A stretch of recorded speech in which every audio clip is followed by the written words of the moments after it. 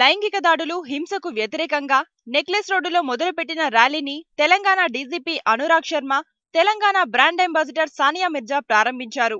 విద్యార్థినులపై లైంగిక వేధింపులకు పాల్పడే వారిపై కఠిన చర్యలు తీసుకుంటామని తెలంగాణ డీజీపీ అనురాగ్ శర్మ హెచ్చరించారు.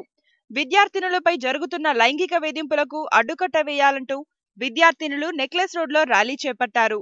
ప్రతి పాఠశాల, కళాశాలలో కౌన్సిలర్ను నియమిస్తామని, లైంగిక వేధింపులు జరిగితే కౌన్సిలర్కు ఫిర్యాదు చేసేలా చర్యలు తీసుకుంటామని ఆయన చెప్పారు. అంటే ఇప్పటి వరకు ఎవరు దీని గురించి మాట్లాడేది కాదు. పేరెంట్స్ ఎక్నాలెడ్జ్ చేయరు, టీచర్స్ ఎక్నాలెడ్జ్ చేయరు, పిల్లలు కూడా భయపడతారు మాట్లాడడానికి. దాదాపు 50% ఆఫ్ అవర్ చిల్డ్రన్ వాళ్ళు ఈ చైల్డ్ సెక్స్ అబ్యూస్కి గురి అవుతున్నారు.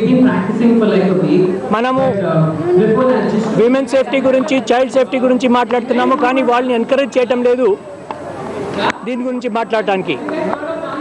వాళ్ళందరికీ ఇవాళ ఈ సమావేశం తరఫు నుంచి ఒక మెసేజ్ ఇస్తున్నాము. ఏ పిల్లలు కూడా ఇటువంటి అబ్యూస్కి గురి కాకూడదు. వారు నిలబడి చెప్పాలి ఇటువంటి ప్రాబ్లం